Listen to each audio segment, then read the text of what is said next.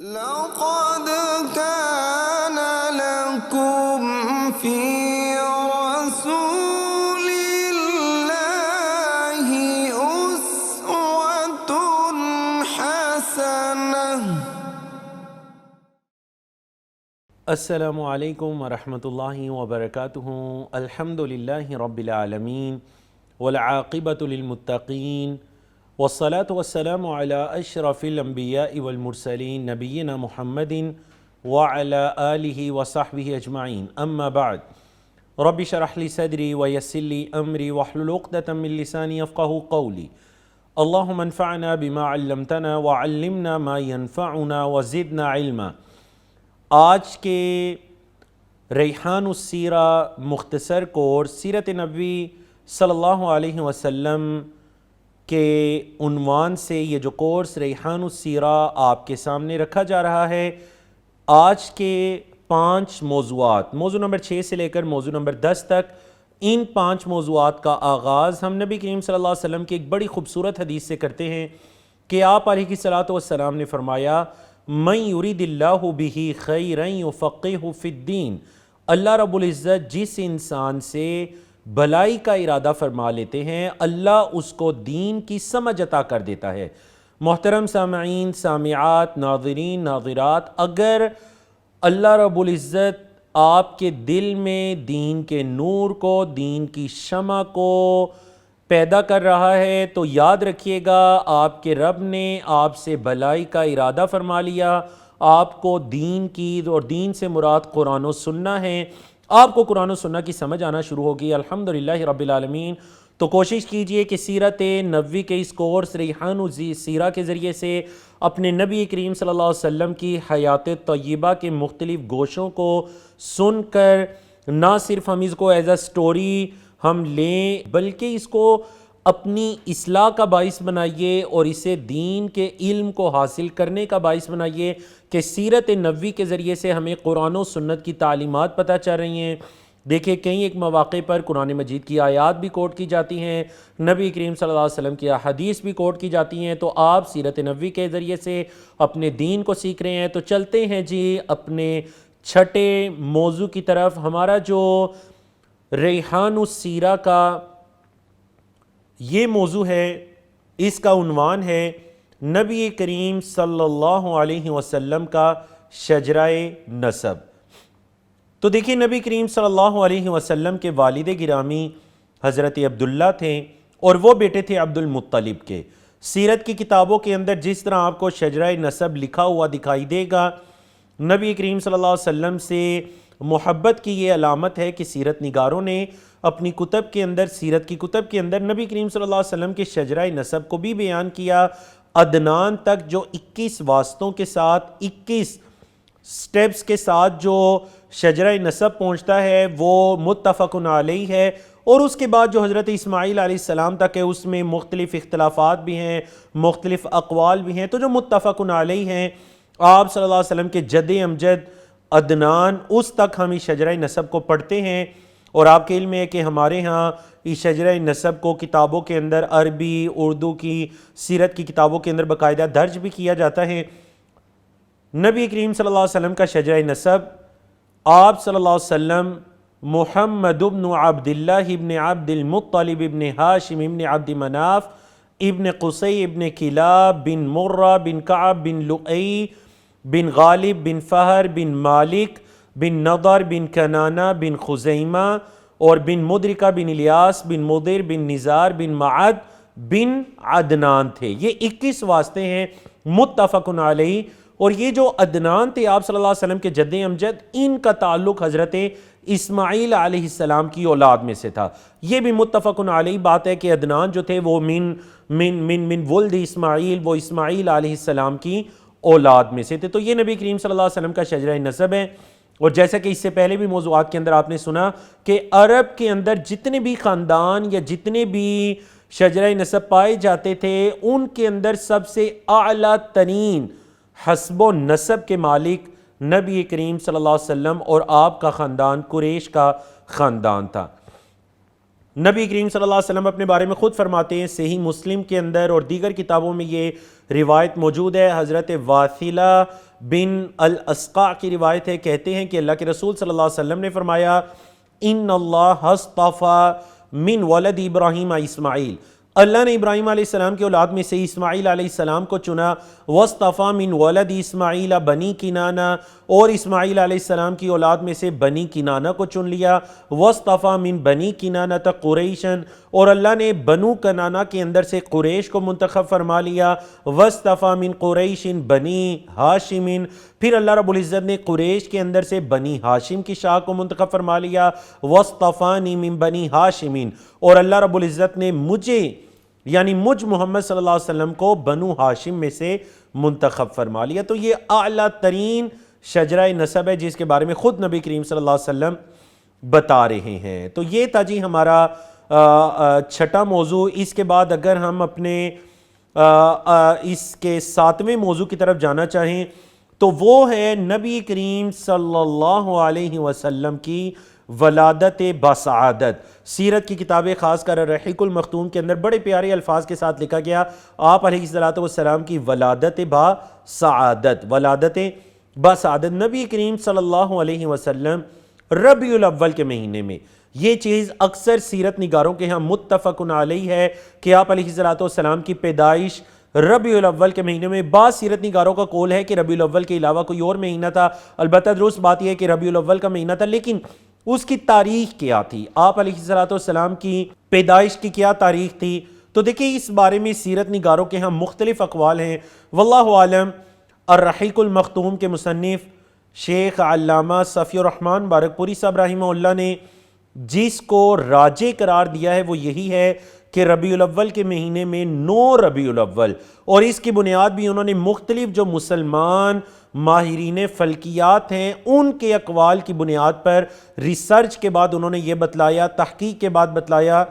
کہ نبی کریم صلی اللہ علیہ وسلم کی ولادت 9 ربیع الاول کو ہوتی ہے، ربیع الاول کے مہینے میں 9 تاریخ کو ہوتی ہے۔ ہاں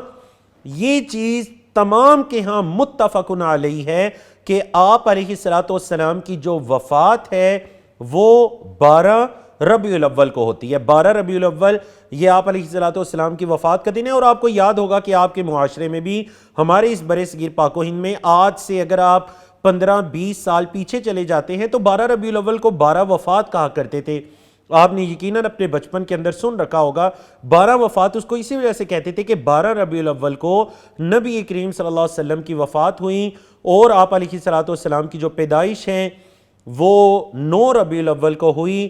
البتہ جو دن ہے اس پر تمام کا اتفاق ہے، اور اتفاق کیوں نہ ہو، نبی کریم صلی اللہ علیہ وسلم نے احادیث کے اندر خود دن کے بارے میں بتلا دیا۔ آپ علیہ السلام کی پیدائش یوم الاثنین، مطلب کہ سموار کے دن نبی کریم صلی اللہ علیہ وسلم کی پیدائش ہوتی ہیں، اور یہ چونکہ اس وقت عیسوی سال جو چل رہے تھے جن کا آغاز حضرت عیسیٰ علیہ السلام کی پیدائش سے ہوتا ہے، عیسوی سالوں کے اندر جو 571 عیسوی کا سال تھا، 571 عیسوی کا سال، اس سال کے اندر نبی کریم صلی اللہ علیہ وسلم کی ولادت ہوتی ہیں، اور اس سال کو عام الفیل کہا جاتا ہے، ہاتھی والا سال۔ کیا مطلب؟ یعنی اس سال کے اندر یمن کا ایک بادشاہ ابرہہ ہاتھیوں کے لشکر کو لے کر آیا، مکہ مکرمہ بیت اللہ کی عمارت کو گرانے کے لیے آیا، اس نیت سے آیا۔ اللہ رب العزت نے چھوٹے چھوٹے پرندوں کے جھنڈ کے ذریعے، پرندوں کے لشکروں کے ذریعے ان کو تباہ و برباد کر دیا، اپنے ہی ہاتھی ان پر چڑھ دوڑے۔ تو یہ عام الفیل کا سال کہلاتا ہے جو کہ 571 عیسوی کا سال ہے۔ مطلب دیکھیے ابھی ہم 2022 کے اندر ہیں، تو بالکل اگر آپ اسی طرح پیچھے جائیں تو جو 571 عیسوی کا سال تھا اس میں نبی کریم صلی اللہ علیہ وسلم کی پیدائش ہوتی ہے۔ اور آپ علیہ السلام کے جو والد حضرت عبداللہ تھے، عبد المطلب کے بیٹے، وہ نبی کریم صلی اللہ علیہ وسلم کی پیدائش سے پہلے ہی فوت ہو جاتے ہیں، تو نبی کریم صلی اللہ علیہ وسلم کی پیدائش بھی یتیمی کی حالت میں ہوتی ہیں۔ اب اگر ہم آئیں آج کے اپنے تیسرے موضوع کی طرف، تو وہ موضوع ہے کہ نبی کریم صلی اللہ علیہ وسلم کی مرضعات۔ کیا مطلب مرضعات؟ مطلب آپ علیہ السلام کو دودھ پلانے والی عورتیں کون سی ہیں؟ تو نبی کریم صلی اللہ علیہ وسلم نے ولادت کے بعد 3 دن تک اپنی والدہ ماجدہ حضرت آمینہ کا دودھ پیا. 3 دن کے بعد پھر جو آپ کے چچا ابو لہب تھے ان کی ایک لونڈی تھی جن کا نام تھا ثویبہ، حضرت ثویبہ. ہمارے ہاں اکثر لوگ اس کو کہتے ہیں حضرت ثوبیہ، حالانکہ ثوبیہ نام درست نہیں ہے. سیرت کی عربی کتابوں کے مطابق یہ لفظ ثوبیہ نہیں ہے بلکہ یہ لفظ ثویبہ ہے، ثا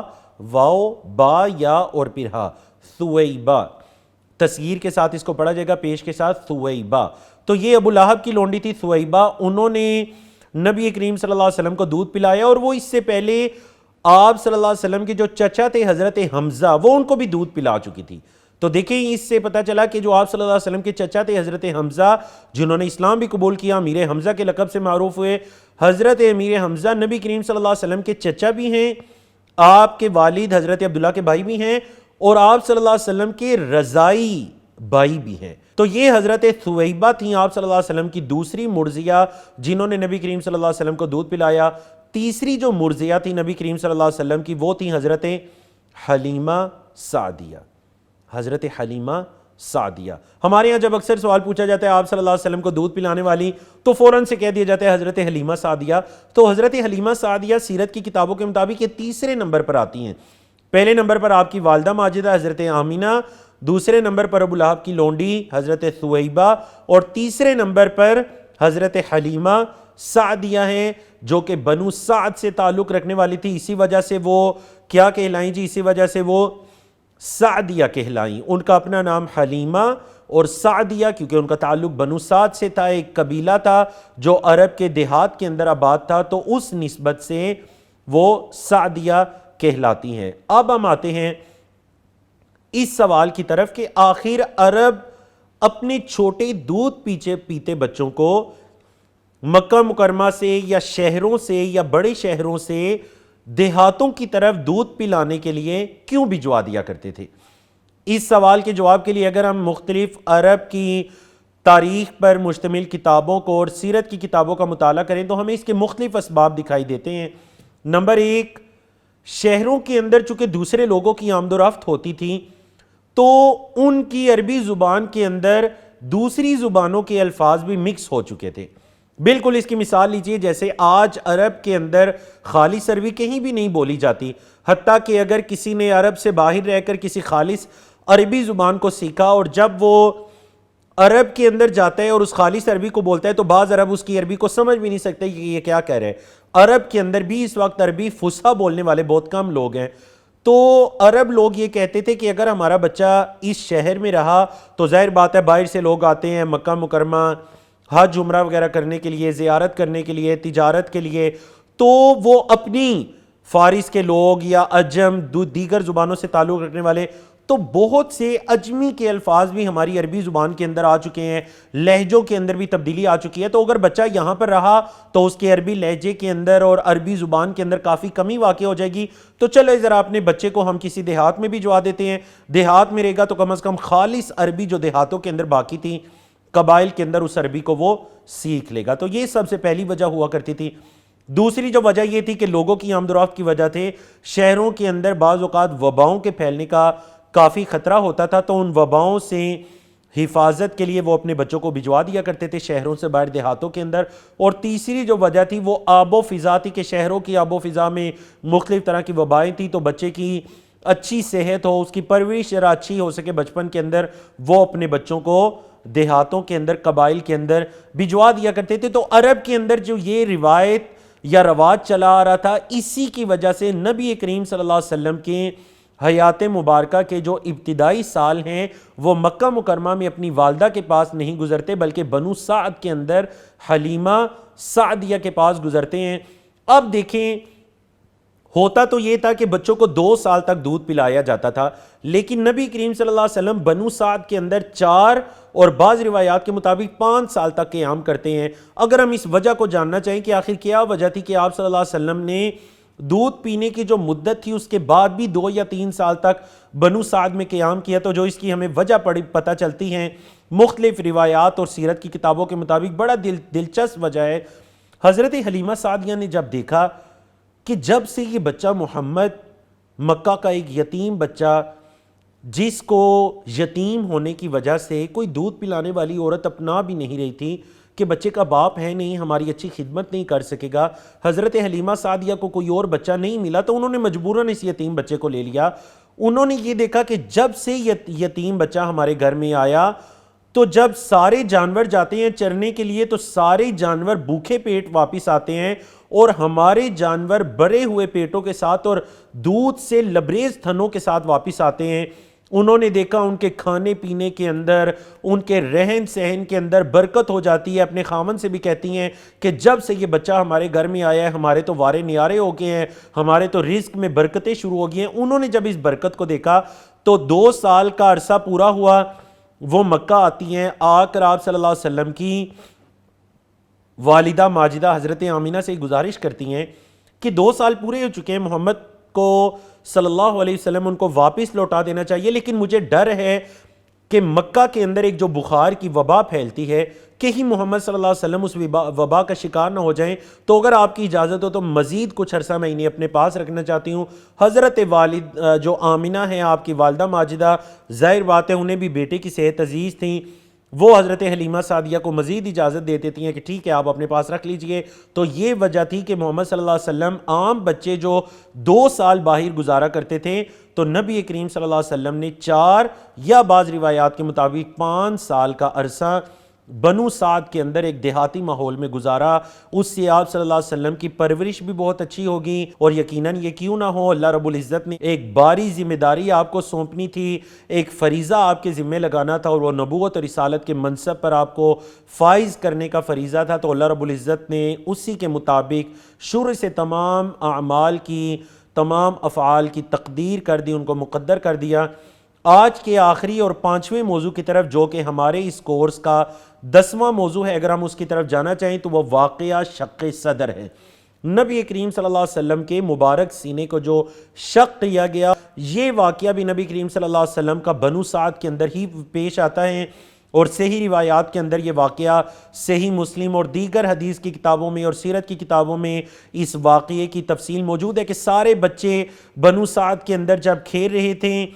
تو بچے بھاگتے ہوئے آتے ہیں، آ کر حلیمہ سعدیہ کو یہ بتلاتے ہیں کہ محمد صلی اللہ علیہ وسلم کو کسی نے پکڑ کر نیچے لٹایا ہوا ہے۔ وہ اصل میں اللہ کے حکم سے جبریل امین آئے، جنہوں نے آ کر نبی کریم صلی اللہ علیہ وسلم کے مبارک سینے کو شق کیا، اور یہ شق صدر کا واقعہ 1 سے زیادہ مرتبہ آپ کی حیات میں پیش آیا۔ باقی اسراء و معراج کے موقع پر جو آیا وہ آگے چل کر انشاءاللہ آئے گا ہمارے اس کورس میں۔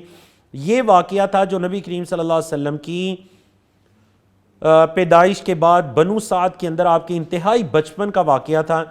تو نبی کریم صلی اللہ علیہ وسلم کے سینہ مبارک کو شق کیا جاتا ہے، سونے کی ایک تشت پر رکھ کر زمزم کے پانی سے اس کو دھویا جاتا ہے، اور اس کے اندر سے جو شیطان یا شہوات کا حصہ تھا اس کو بالکل الگ کر لیا جاتا ہے۔ جب آپ کی رضائی والدہ حضرت حلیمہ سعدیہ جلدی جلدی آپ کی طرف آتی ہیں کہ کہیں محمد صلی اللہ علیہ وسلم کو کوئی نقصان نہ پہنچا دے، آ کر دیکھتی ہیں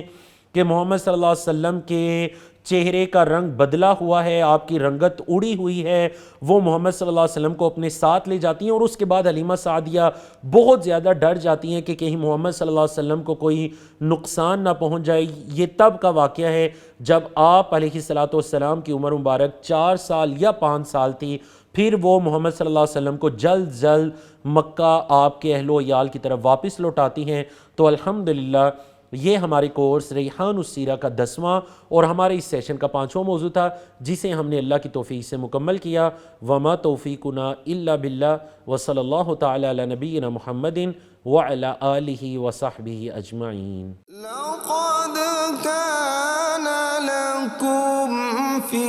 رسول